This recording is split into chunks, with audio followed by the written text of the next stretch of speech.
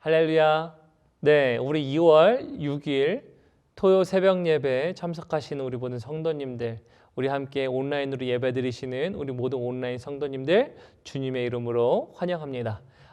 우리 주님께서 주신 말씀 나누기에 앞서서 잠시 기도하신 후에 우리 은혜의 말씀 함께 나눠보도록 하겠습니다. 우리 함께 기도합니다. 하나님, 저희가 하나님 앞에 나아옵니다. 우리가 하나님 앞에 나아올 때 우리는 하나님의 말씀을 들을 수 있으며 하나님의 말씀을 통하여 우리는 깨달을 수 있으며 우리가 깨달을 때 우리의 행동은 변화되며 우리의 행동이 변화된다는 것은 주님께서 계획하시고 이루시는 그 뜻들을 온전히 이행하는 것임을 고백합니다. 하나님, 그것이 성숙한 신앙이니요 또한 그것이 주님의 마음을 주님을 기쁘게 해드리는 것이라는 것을 저희가 잘 압니다. 그러므로 하나님, 오늘 말씀 시간 가운데 우리를 깨닫게 하시사 하나님을 기쁘시게 하는 하나님의 뜻을 온전히 이루어드리는 저와 우리 모든 펠로우십 교회 모든 온라인 성도님들 될 수 있도록 도와주십시오. 다시 한번 성령님의 도우심이 우리의 가운데 필요합니다. 그러므로 우리와 함께 하실 성령님 예수 그리스도에 대하여 증거하시고 그로 말미암아 우리가 주님과 함께 거니는 주님과 동행하는 저희들 될 수 있도록 도와주십시오. 예수님의 이름으로 기도드렸습니다. 아멘. 네, 오늘 제가 우리 성도님들과 함께 나누려고 하는 하나님의 말씀은 사사기서 17장 12절부터 13절의 말씀을 가지고 복 있는 사람은 이라는 말씀을 가지고 우리 성도님들과 함께 은혜를 나누고자 합니다.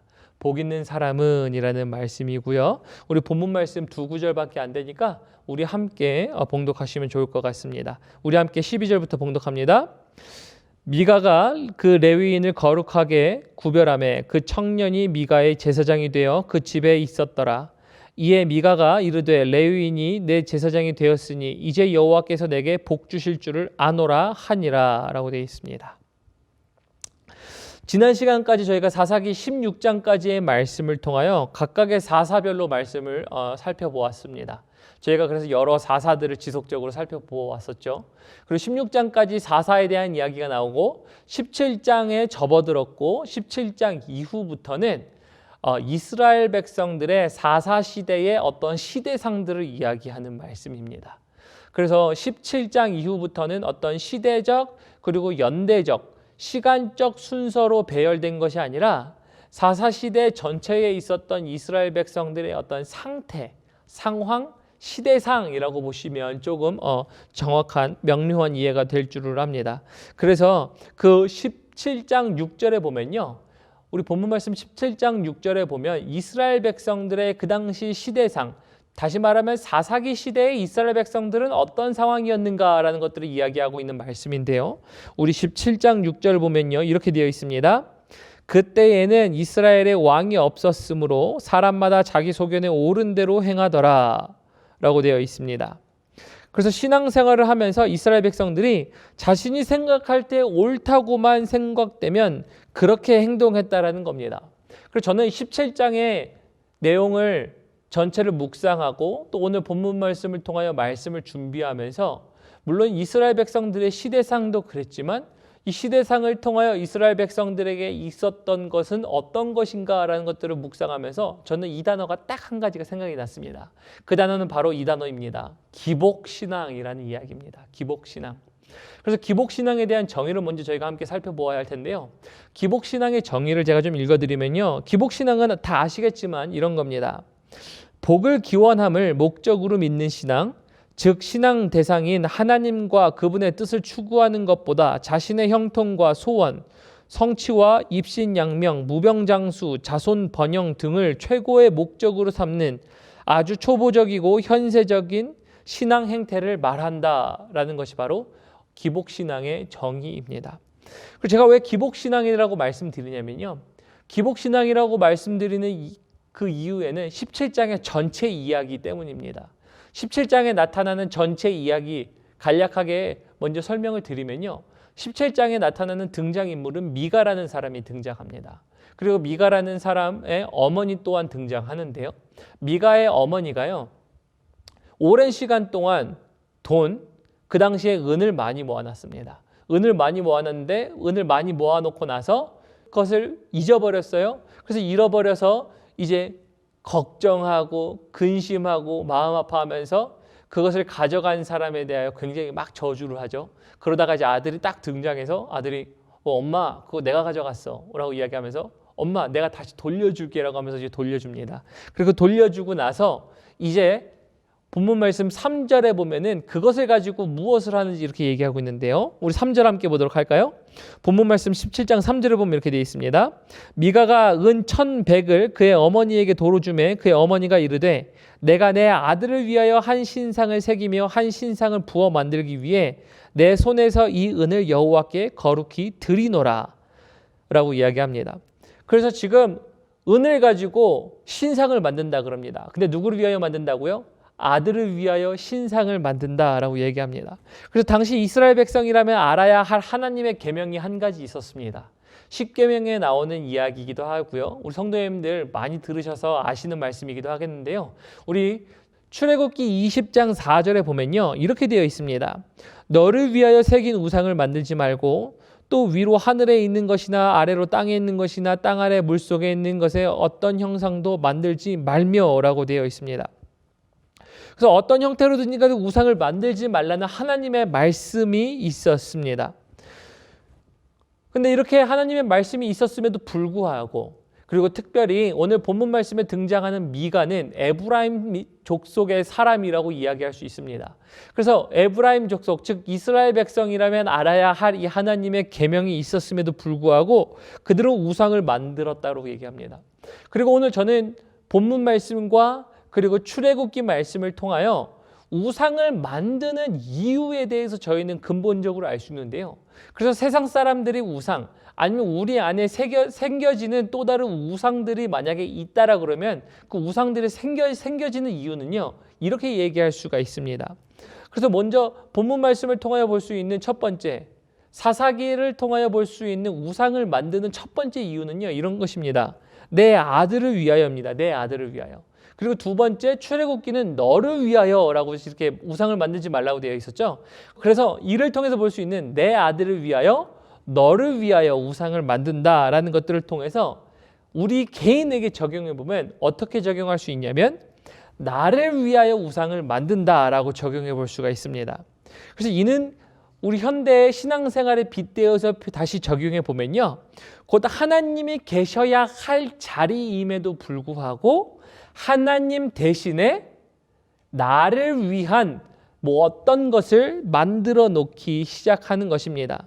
즉 나를 위한 유익을 위하여 하나님 대신에 나의 유익이라는 것을 갖다 놓는 것, 그것이 바로 지금 오늘 본문에 나와 있는 이 우상을 만든다라고 표현할 수 있고요. 그리고 나를 위한 유익으로 만드는 하나님을 대체하는 것을 통해서 저는 이렇게 얘기할 수 있다는 것입니다. 바로 아주 기초적이고 기본적인 기복신앙이라고 이야기할 수가 있는 것입니다. 그래서 이를 통해 보는 신앙은요. 전적으로 자신의 유익만을 위한 기복신앙이라는 것을 이야기해 주는 말씀이 바로 사사기서 17장의 이야기다라고 말씀을 드리고 싶은 것입니다. 그리고 이 기복신앙 우리 17장의 말씀을 통하여서요. 저는 또 두 가지를 이렇게 함께 보고 싶습니다. 기복신앙이 던져주는 위험 두 가지를 보고 싶은데요. 오늘 첫 번째 그 위험은요. 바로 이런 겁니다. 기복신앙의 위험은요. 하나님이 없는 신앙이 되기 시작한다라는 것입니다. 왜냐면요. 신앙생활은요. 사실 나 중심이 아니라 하나님 중심입니다. 하나님 속에 우리가 존재하고 하나님으로 말미암아 우리가 힘을 얻고 그 얻은 힘으로 말미암아 기동하며 이 땅 가운데 살아가는 것이 신앙생활이잖아요. 그래서 그런 면으로 볼 때 우리의 신앙생활은요.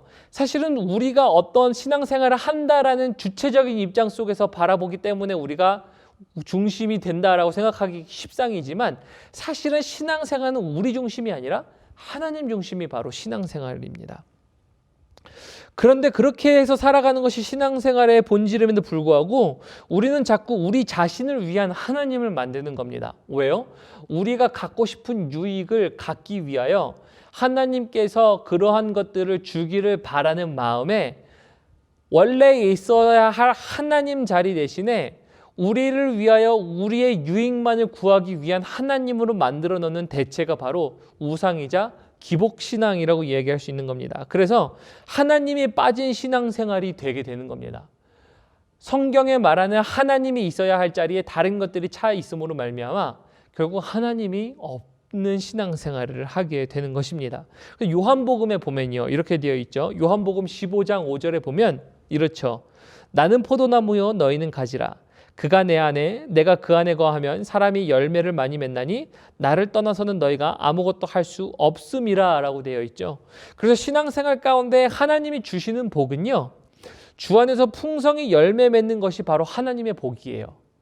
단순히 복이 이것이다 저것이다 어떠한 객관화로 말미암아 딱 이것이라고 제정하는 그것이 아니라 성경에 말하는 복은요, 무엇이 됐든지 간에 하나님이 주시는 게 하나님의 복이라고 이야기할 수가 있는 것입니다. 그런데 우리가 생각하는 복은요, 우리가 누릴 수 있는 것이라고 생각을 하죠. 우리를 위한 것이 우리의 복이라고 생각을 하는 것이죠. 그래서 지금 사사기 17장에 나와 있는 것처럼 미가와 미가의 어머니가 했었던 행동, 내 아들을 위하여, 또 출애굽기에서 봤었던 것처럼 너를 위하여라는 것을 통해서 우리의 신앙생활 속에서 볼 때 우리가 빠질 수 있는 오류, 위험한 것은요, 지금 기복신앙과 같은 겁니다. 나를 위한 하나님을 만들어내는 것, 내가 갖고 싶은 것을 주는 하나님으로 만들어내는 것. 그런데 그런 신앙생활의 위험이 뭐라고요? 하나님 없는 신앙생활을 하게 된다는 겁니다. 하나님이 빠져있는 신앙생활이라는 거죠. 왜요? 우리의 신앙생활은 하나님 속에 있어야 된다는 것을 말씀드렸기 때문입니다. 그래서 우리는 우리의 복은 하나님 안에 있을 때, 우리가 하나님 안에서 기도할 때 우리가 받을 수 있는 것이 바로 하나님의 복이라는 것을 우리는 분명히 깨달아야 하겠습니다. 자, 두 번째, 기복신앙의 위험 두 번째는요, 가짜 레위인들이 등장한다는 것입니다. 기복신앙의 위험 두 번째는요, 바로 가짜 레위인들이 등장하는데요. 이러한 신앙이 있는 곳, 즉 기복신앙이 만연하고 그리고 어떤 사람에게 유익과 복만 준다라고 하는 그곳에는요, 가짜 레위인들이 등장한다라는 것입니다. 하나님과 하나님의 백성을 함께 섬겼어야 하는 게 바로 레위인의 책무였거든요.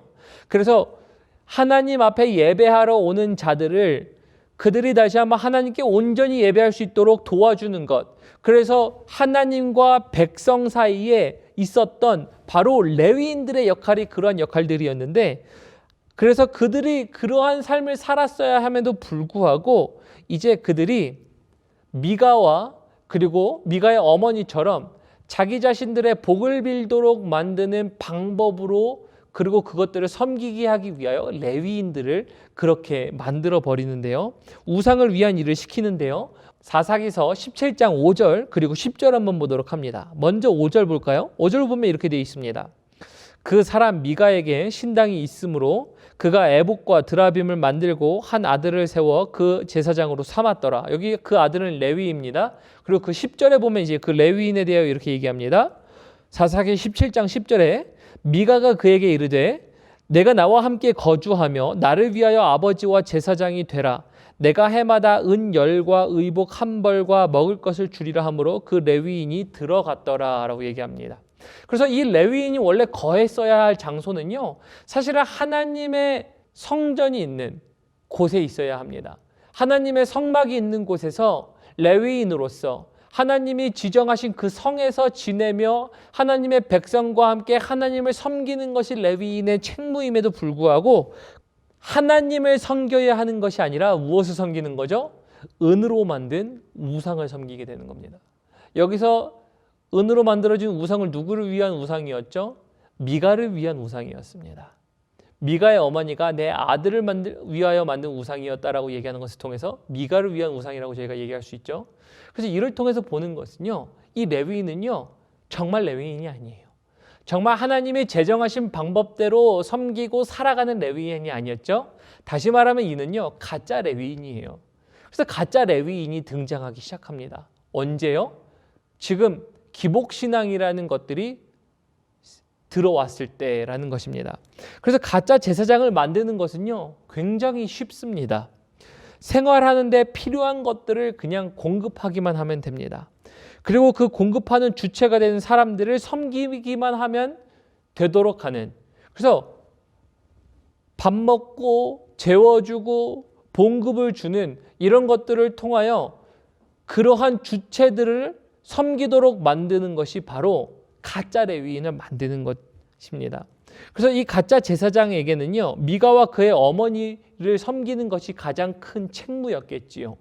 우상을 섬긴다 하지만 우상을 통하여 그들이 바랬던 바 곧 미가를 위한 복을 베풀어 주도록 비는 것이 바로 레위인의 책무였다라는 것을 저희가 볼 수 있기 때문입니다. 그래서 그들의 비위를 잘 맞춰주면 됩니다. 그래서 오늘날에도 가짜 레위인, 가짜 제사장이라고 볼 수 있는 사람들의 부류는요, 이런 거예요. 그들의 필요를 채워주고 그리고 그들의 복을 빌어주는 것, 하나님께서 하라고 하신 것들은 하지 않고 사람의 비위를 맞추고 그리고 사람의 비위를 맞춤으로 나의 당장의 혜택을 얻는 것들이 바로 가짜 제사장 그리고 가짜 레위인들이라는 것을 볼 수가 있는 것입니다. 이런 사람들은요, 하나님을 위하여 일하는 사람이 아니라 사람을 위하여 일하는 사람이니까요. 그래서 그들이 구하는 것은 단 하나예요. 복을 주옵소서. 우리에게, 저들에게 복을 주옵소서라는 겁니다. 우리 12절 볼까요? 우리 본문 말씀 제가 핵심 말씀으로 본 17장 12절, 13절 보면 이렇게 되어 있습니다. 그래서 미가가 그 레위인을 거룩하게 구별하며 그 청년이 미가의 제사장이 되어 그 집에 있었더라. 그래서 레위인이 거룩하게 구별되어지는 방법은 하나님의 방법입니다. 그런데 12절에 보니까 뭐라고요? 미가가 그를 거룩하게 구별했다고 얘기하죠. 자, 그리고 13절에 보면 이렇게 되어 있습니다. 이에 미가가 이르되 레위인이 내 제사장이 되었으니 이제 여호와께서 내게 복 주실 줄을 아노라 하니라 라고 되어 있습니다. 그래서 지금 이제 미가가 이렇게 얘기하죠. 레위인이 내 제사장이 되었다. 그런데 그것을 통해 뭐라고 얘기하냐면 이제라고 얘기합니다. 이제부터 이것은 하나님이 나에게 복 주실 수 있는 조건이 되었다라고 이야기를 하는 것과 동일한 겁니다. 그래서 레위인을 자신의 제사장을 삼으면서 하나님이 복 주실 것이라고 이야기하는 것은요, 절대 성경적으로 복을 받는 방법이 아니에요. 그래서 오늘날의 신앙으로 바꾸어 표현해 보면요, 이런 겁니다.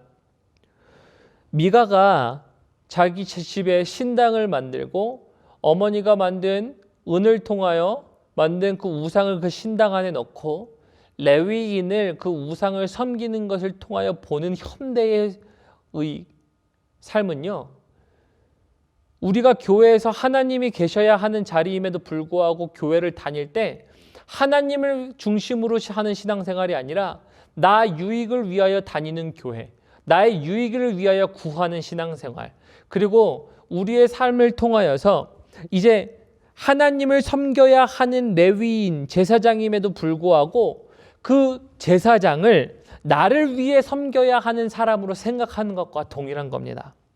또 하나님이 아닌 나 자신을 위해 섬기는 제사장을 나를 위해 일하도록 만들어 놓고 나는 그 사람이 하나님을 위하여 일을 하는 것이라고 착각을 하고 그 사람을 섬길 때 나는 하나님을 섬기는 겁니다 라고 생각하는 것과 동일한 겁니다. 그러면서 하나님, 내가 이 사람을 섬기니까, 이 레위인 제사장을 섬기니까 나에게 복 주십시오 라고 얘기하는 것과 별반 다를 거 없습니다. 조금 더 단도직입적으로 이야기하면 이런 거죠. 교회에서 사역자가 있는데 그 사역자를 보면서 그 사역자는 우리를 위하여 있는 사역자라고 존재하고요. 그리고 우리를 위하여 있는 사역자라고 생각하면서 그 사역자를 이야기할 때 그 사역자가 나에게 해줘야 할 것은 나를 위하여 복을 비는 것이고, 그리고 나를 위하여 복을 비는 것을 통하여 이제 열심히 일하니까 나는 그를 섬기고, 그를 섬기는 것은 하나님을 위하여 섬기는 거니까 하나님께서 나에게 복 주셔야 됩니다 라고 얘기하는 것과 또 동일한 겁니다. 이런 사람에게 하나님의 복이 있나요? 단언컨대 하나님의 복과는 매우 멀리 있는 사람입니다. 성경이 말하는 복을 받기 위함은요, 이런 겁니다. 우리 시편 1편 1절 2절 우리 암송 말씀이 있죠. 이렇게 이야기하고 있습니다. 복 있는 사람은 악인들의 꾀를 따르지 아니하며 죄인들의 길에 서지 아니하며 오만한 자들의 자리에 앉지 아니하고 오직 여호와의 율법을 즐거워하여 그의 율법을 주야로 묵상하는도다 라고 얘기합니다. 성경이 말하는 복 있는 사람은요, 그래서 시편 1장 1절에 나와 있는 것처럼 복 있는 사람은 이라고 얘기하면서 그는 여호와의 율법을 즐거워하여 그 율법을 주야로 묵상한다라고 얘기하죠. 그래서 그 율법을 즐거워하여 주야로 묵상하는 사람은요, 하나님의 말씀을 읽고 하나님의 말씀이 삶 가운데 중심이 되고 하나님이 중심이 되는 신앙생활이 되어 내가 유익한 것만을 찾는 신앙생활, 나의 유익이 되는, 도움이 되는 것만을 하는 신앙생활이 아니라 사실 하나님이 말씀하시든지 간에 하나님 그것을 하겠습니다. 하나님의 말씀을 읽으니 깨달아지네요. 하나님 그 깨달은 것처럼 행동하겠습니다에 대한 것들을 하는 사람이에요. 그리고 그렇게 하는 사람일수록 하나님은요, 그것이 복 있는 사람이라고 얘기하고, 그리고 저희가 앞서 보았던 요한복음의 말씀처럼 그는 하나님 안에 거하는 자고 그 하나님 안에 거할 때 하나님이 열매 맺게 하시는, 하나님이 주시는 복을 받는 사람이 바로 복 있는 사람이라는 것입니다. 그리고 오늘 본문 말씀을 통하여 볼 수 있는 두 가지 대조입니다. 기복신앙과 복 있는 사람이라는 이 두 가지 대조가 오늘 본문 말씀을 통하여 볼 수 있는 말씀이었습니다. 그럼 말씀을 좀 맺겠습니다. 그럼 이런 질문이 좀 가능합니다. 이스라엘 백성을 어쩌다가 자기가 원하는 대로 자신의 소견대로 행하는 행동들을 하게 되었을까요? 우리 다시 한번 볼까요? 본문 말씀 17장 우리 6절의 말씀인데요. 17장 6절의 말씀 다시 한번 보면 이렇게 되어 있습니다. 그때에는 이스라엘의 왕이 없었으므로라고 되어 있습니다. 왕이 없었으므로라는 저는 말씀을 보면서 저는 이런 생각이 들었습니다.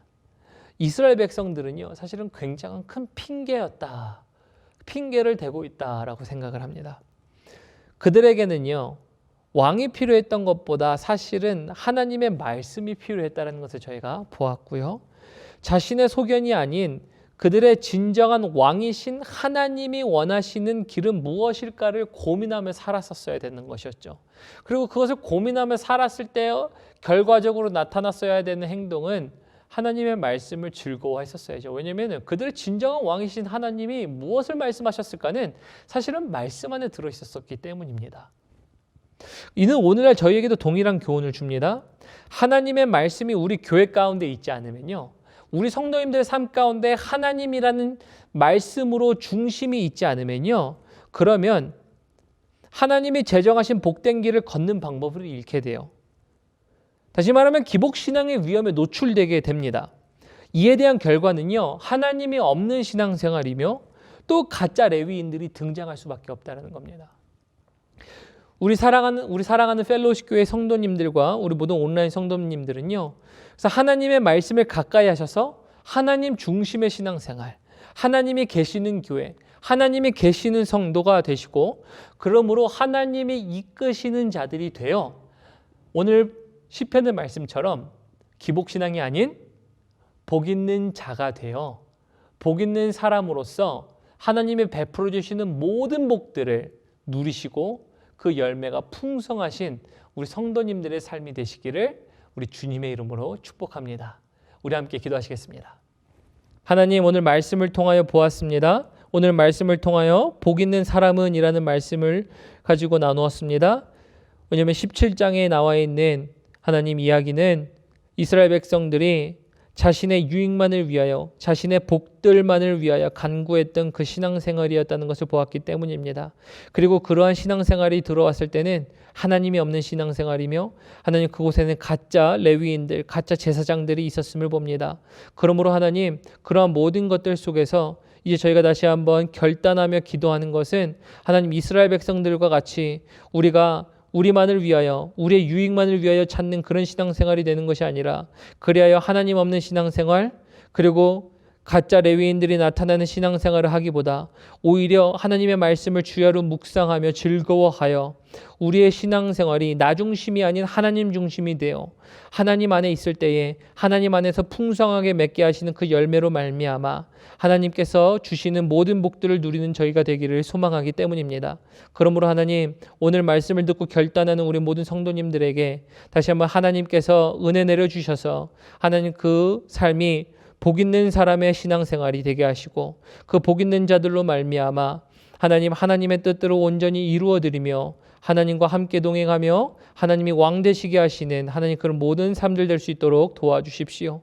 다시 한번 그렇게 하실 그 주님을 기대합니다. 그렇게 하실 그 주님을 바라봅니다. 이 모든 말씀 살아계신 예수님의 이름 받들어 감사하며 기도드렸습니다. 아멘.